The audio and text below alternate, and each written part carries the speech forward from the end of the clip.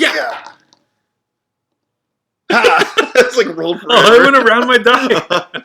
Thanks for joining us, everybody. I'm Jose. I'm Aaron. And we're the Board Game Brothers. And today, for the ABCs of board gaming, we're doing a little cheat. We're supposed to do letter J, and we haven't really played a lot of games that start with letter J. So we're going to go with Jim Henson's Labyrinth. Yep.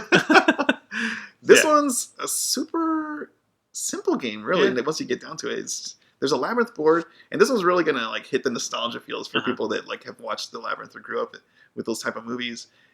But the board on its own is just, you're going in a circle, flipping cards and doing dice rolls and doing little mini events, mini games, if you will, I guess. And you're just trying to uncover the opening to the labyrinth and then fight the goblins. That's essentially it. I feel like there's not much to it. You're just rolling dice with flipping the cards. Yeah, the mechanics of the game, like you're saying, is just super simple. Simplified. It just roll die, move around the board, flip a card for where you landed, and just do what the card says. And for the most part, every single card is just beat this die roll. Yeah. You're just trying to beat a die roll. Yeah, so basically roll die to move, and then roll die to see if you successfully won the card. So it's, like you said, super simple. A lot of people might find it just too simple, where it's just boring. It's definitely a lot challenging, but I don't want to make it sound like we're hating on it because of that. I feel like it's the opposite. Yeah, it's the opposite because we grew up with the Labyrinth, so it's near and dear to us. So even though it's an easy, simple game, it's still super fun because it has all those quotes from the movie and all the little moments with all the little characters that they encounter along their way in the Labyrinth. Yeah, all the cards are screenshots from the movies, but the board itself is drawn.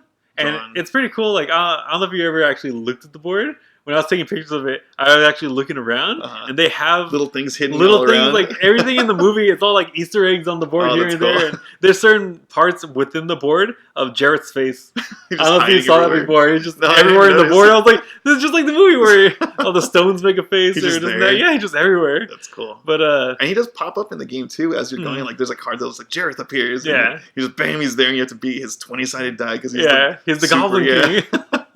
And you only have depending what stat you're rolling, you might only have a 4-sided die. Which I thought was kind of cool because it's kind of a variable player power in that each character, the 4 main characters like Sarah, Hoggle, Ludo, Sir Didymus, they all have certain little better stats depending on which one. Sir Didymus had he's faster, speed, right? Because he had the dog. And then Ludo has strength. Right, and it makes sense. So they're rolling different sized dice for the character. But that's really the difference in the characters. Other than that, they played the same. They were just rolling dice. So that you could, it's a cooperative game. So you could try to help each other. You're allowed to, when you move, take people with you, and it won't waste their movement on their turn. That's right. You can team up on rolls, which is cool because if you flip a card that says try to beat a certain strength roll.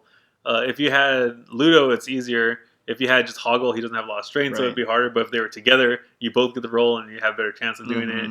And so it's cool. Like you're saying, I feel like the reason we like it more than someone might normally like it is because we love the movie. Yeah, it's a nostalgic game for sure.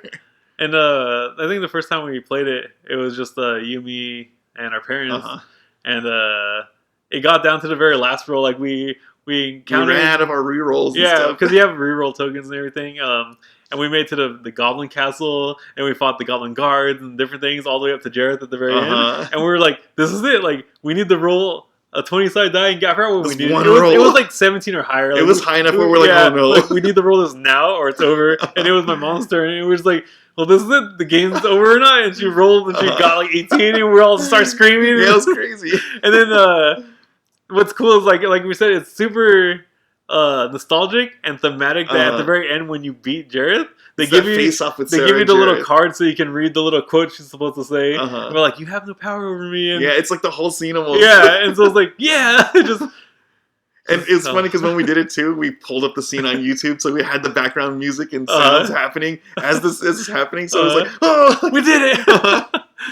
But yeah, it's a cool game. It's like we said, if you never watched the movie, or if you just heard the movie and you just want to try the game, it's a super simple game. You're not gonna get super. I don't imagine you being hooked on it, having never heard of it as a board game. But it's definitely just for the fans for the most part. Yeah, I really like it though because of that. But we are fans. Yeah.